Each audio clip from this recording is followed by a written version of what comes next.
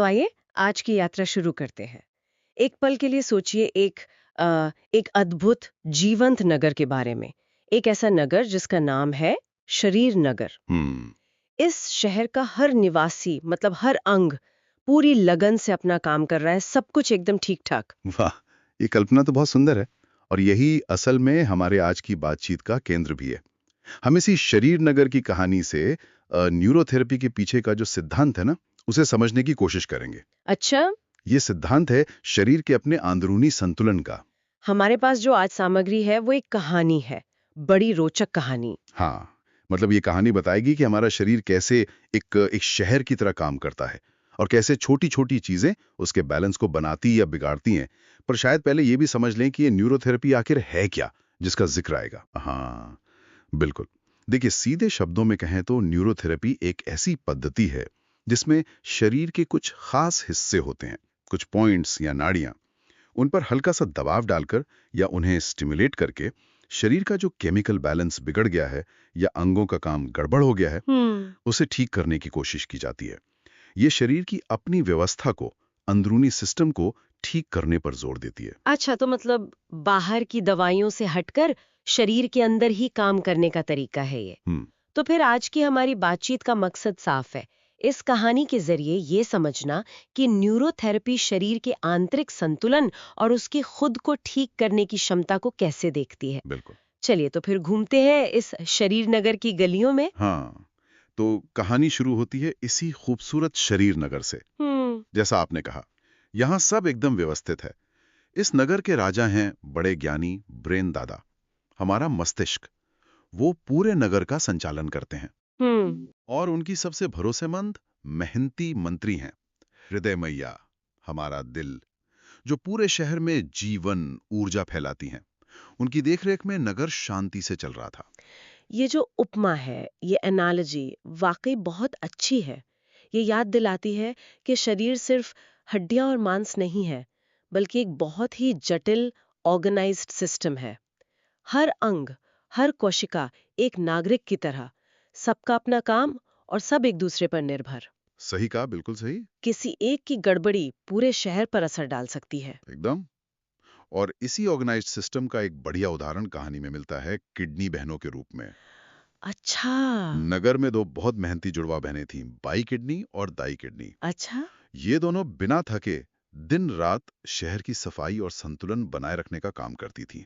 कहानी में शायद बताया है कि बाईं किडनी क्या कहती है। वो कहती है, मेरा काम है शहर से 80% एसिड निकालना हाँ, बिल्कुल। और 20% एल्कली यानी क्षार को संभालना। हम्म। वहीं दाईं किडनी वो मुस्कुराकर बताती है, और मैं ठीक इसका उल्टा करती हूँ। 80% क्षारीय तत्व संभालती हूँ और 20% अम्लीय संतुलन में मदद करती हूँ। अच्छा, तो ये 80-20 का हिसाब यहाँ भी है। हाँ, यहाँ कहानी एक बहुत ही महत्वपूर्ण सिद्धांत बता रही है शरीर का, रासायनिक संतुलन, जिसे एसिड एल्कली बैलेंस कहते हैं। जी। ये दोनों बहनें जानती थीं कि उनका ये आपसी तालमेल, ये 80-20 का अनुपात कितना नाजुक है और कितना जरूरी। हम्म। अगर ये बिगड़ा तो नगर का पूरा केमिकल माहौल ही गड़बड़ा जाएगा। और ये गड़बड़ी दिखती कैसी होगी शरीर नगर में? क्या कहानी इस बारे में कुछ बताती है? हाँ, कहानी इशारा करती है कि जब ये संतुलन बिगड़ता है, मान लीजिए नगर वासियों के गलत खान पान से या बढ़ते स्ट्रेस से या लाइफस्टाइल ठीक नहीं है। आजकल की दिक्कतें। हाँ, तो नगर की जो प्रयोगशाला है, जहाँ ये सारे रसायन बनते बिगड़ते हैं, वो अस्त-व्यस्त हो जाती है। नगर में सुस्ती आने लगती है, एनर्जी कम हो जाती है, गंदगी जमा होने लगती है, जैसे किसी शहर की नालियां जाम हो जाएं। ओह। तो कहानी का पहला सूत्र यहाँ मिलता है। शरीर का केमिकल बैलेंस, एसिड और एल्कली का तालमेल नगर की सेहत के लिए सबसे जरूरी है। ये तो हुई केमिकल बैलेंस की बात। कहानी हमें नगर के एक और अहम हिस्से में ले जाती है, जहाँ दो और बहनें रहती थीं, बाईं ओवरी और दाईं ओवरी। इनके काम भी बड़े अनोखे थे और संतुलन पर टिके थे। बिल्कुल। बाईं ओवरी का काम था मुख्य रूप से ईस्ट्रोजन हार्मोन बनाना। कहानी के हिसाब से करीब 80% ईस्ट्रोजन और 20% प्रोजेस्टेरोन। ओके। और दाईं ओवरी की जिम्मेदारी थी मेनली प्रोजेस्टेरोन बनाना, मतलब 80% प्रोजेस्टेरोन और 20% ईस्ट्रोजन। फिर से वही 80-20 का संतुलन। ये तो हार्मोन्स के लेवल पर भी काम कर रहा है। तो कहानी के अनुसार ये संतुलन एक स्त्री के स्वास्थ्य के लिए, उसके मूड्स, उसकी एनर्जी के लिए कितना जरूरी था? बहुत ज्यादा। यही हार्मोनल संतुलन तो स्त्री के जीवन में एक लय, एक स्थिरता लाता था। कहानी बताती है कि जब तक ये अनुपात ठीक रहता, तब तक नगर में इमोशनल स्थिरता रहती, ऊर्जा रहती, एक तरह की नरमी बनी रहती। हम्म। लेकिन जब ये संतुलन बिगड़ता, किसी भी वजह से, तनाव हो, पोषण की कमी हो या कोई और बात, तो नगर में उथल-पुथल मच जाती। कैसी उथल-पुथल? कहानी कैसे बताती है इसके लक्षणों को? कहानी दिखाती है कि इस हार्मोनल गड़बड़ी से नगरवासी, खासकर महिलाएं, अजीब सी बेचैनी महसूस करने लगती। कभी छोटी बात पर बहुत ज्यादा इमोशनल हो जाना, कभी बिना वजह थकान, नींद ठीक से ना आना। हाँ, ये तो बहुत कॉमन है आजकल। बिल्कुल।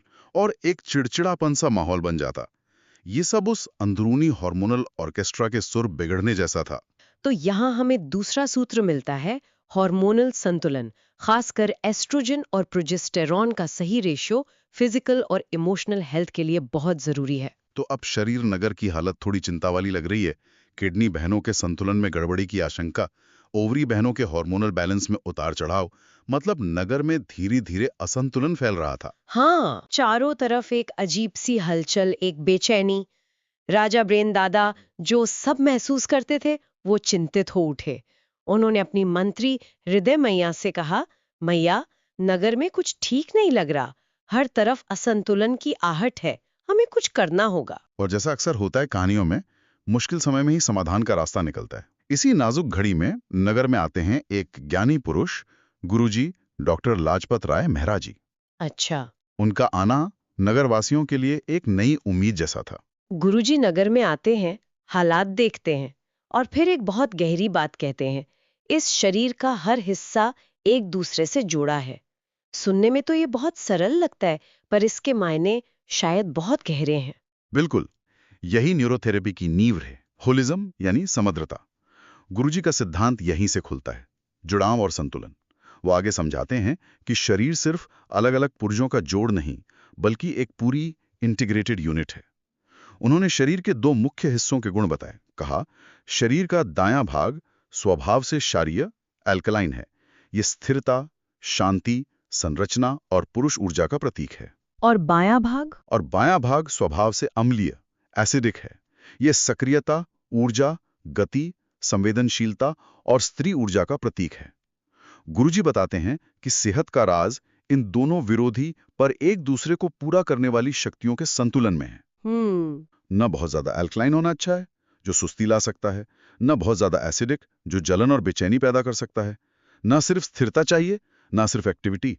जीवन इन दोनों के मेल में है। ये तो प्रकृति के द्वंद्व जैसा सिद्धांत लग रहा है, दिन और रात, गर्मी सर्दी, पुरुष स्त्री। और कहानी में गुरुजी इस संतुलन को समझाने के लिए एक बहुत ही दिलचस्प सिंबल इस्तेमाल करते हैं, है ना? हाँ, ये कहानी का एक बहुत यादगार हिस्सा है। गुरुजी नगरवासियों को शिवजी का अर्धनारीश्वर रूप दिखाते हैं। एक ही मूर्ति में आधे शिव पुरुष और आधी पार्वती यानी शक्ति स्त्री। हाँ, देखा है। ये सिर्फ एक धार्मिक तस्वीर नहीं, बल्कि प्रकृति के एक गहरे सिद्धांत का प्रतीक है। वो इसके जरिए क्या समझाना चाहते थे? गुरुजी बताते हैं, देखो, इस तस्वीर का बायां हिस्सा आधी शक्ति का है, एसिडिक, गतिशील स्त्री ऊर्जा, और दायां हिस्सा शिव का, एल्कलाइन, स्थिर पुरुष ऊर्जा। फिर वो सबसे जरूरी बात कहते हैं, जब ये दोनों तत्व एसिड और एल्कली, स्त्री और पुरुष, बायां और दायां, संतुलन में मिलते हैं, तभी पूर्णता बनती है, सृजन होता है, स्वास्थ्य आता है। अच्छा, अलग-अलग वो अधूरे हैं, मिलकर ही वे पूरे हैं। ये शरीर के अंदरूनी संतुलन का एक अद्भुत विजुअल है। ये दिखाता है कि सेहत किसी एक चीज को बढ़ाने या घटाने में नहीं, बल्कि उनके बीच सही तालमेल बिठाने में है। ये अर्धनारीश्वर का प्रतीक तो संतुलन की बात को बहुत खूबसूरती से समझाता है। तो गुरुजी ने सिद्धांत तो बता दिया, पर क्या उन्होंने इसका प्रैक्टिकल हल भी बताया? उन्होंने शरीर नगर के बिगड़े संतुलन को ठीक कैसे किया? यहीं पर न्यूरोथेरेपी की प्रैक्टिकल प्रक्रिया सामने आती है। गुरुजी सिर्फ फिलोसोफर नहीं थे, उनका एक साइंटिफिक नजरिया भी था। कहानी बताती है कि उन्होंने पहले शरीर नगर के नक्शे यानी एनाटॉमी और उसके अलग-अलग विभागों के काम यानी फिजियोलॉजी को गहराई से समझा। उन्होंने समझा कि कौन सा अंग कहाँ है, क्या करता है और दूसरे अंगों से कैसे जुड़ा है। अच्छा, तो पहले पूरी व्यवस्था को समझा, फिर के कुछ खास स्ट्रेटेजिक पॉइंट्स पहचाने। फिर उन्होंने इन पॉइंट्स पर बहुत हल्के नपे तुले दबाव का इस्तेमाल करना शुरू किया। यही न्यूरोथेरेपी की तकनीक थी। ओके। इसका मकसद था सोए हुए या बिगड़े हुए अंगों को धीरे से जगाना और उन्हें उनके सही काम पर वापस लगाना। कहानी के अनुसार उन्होंने शुरुआत नगर के केंद्र बिंदु से की, नाभि से। नाभि से ही क्यों?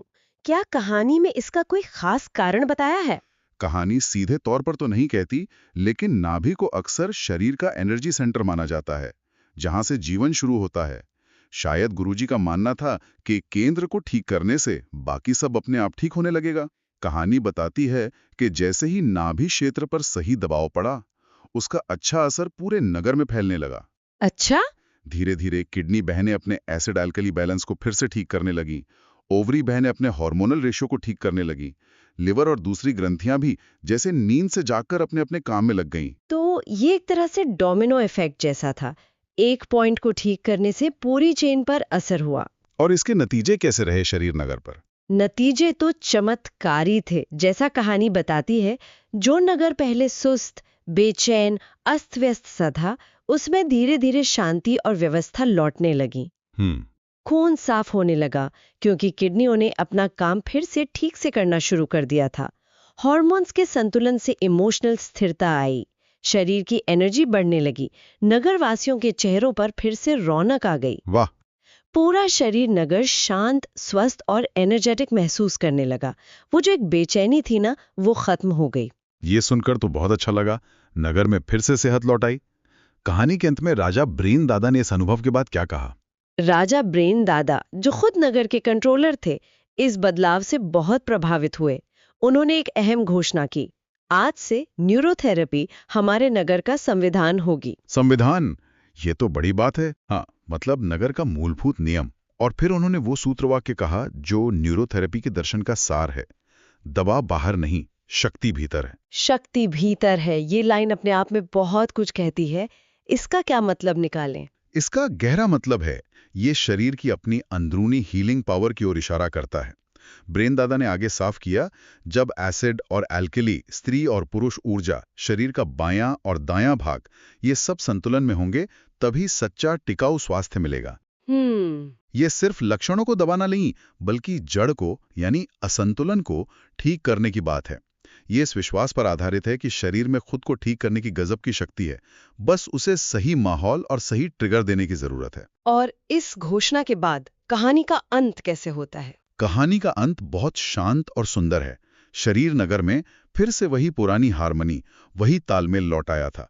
हर अंग अपने सही लय में काम कर रहा था, हर ग्लैंड अपने सही तालमेल में हार्मोन बना रही थी, और नगर की हर सांस गहरी और संतुलित थी। बहुत खूब। शहर फिर से जीवंत, शांत और पूरी तरह स्वस्थ हो गया था। तो ये कहानी, शरीर नगर की कहानी, असल में न्यूरोथेरेपी के जो मूल सिद्धांत हैं, उन्हें समझाने का एक बहुत ही असरदार तरीका है।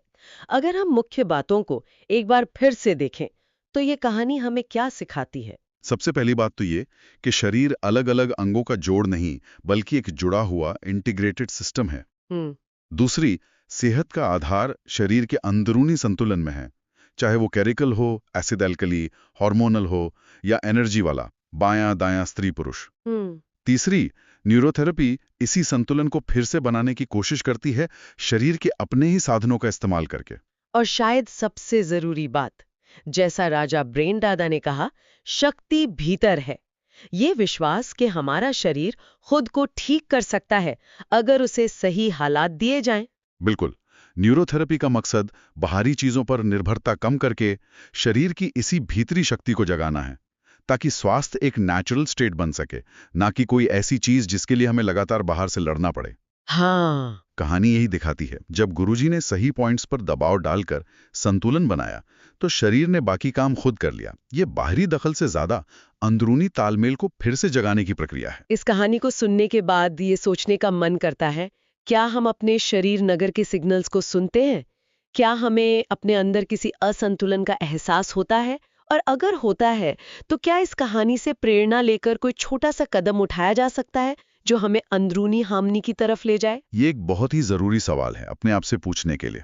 शायद जवाब हमारी रोज की जिंदगी में ही छिपा हो, हमारे खाने में, हमारी नींद में, हमारे स्ट्रेस लेवल में, हमारी फिजिकल एक्टिविटी में। कहानी हमें याद दिलाती है कि छोटे छोटे असंतुलन भी धीरे धीरे बड़ी दिक्कत बन सकते हैं, लेकिन साथ ही ये उम्मीद भी जगाती है कि शरीर में संतुलन वापस लाने की बहुत क्षमता है।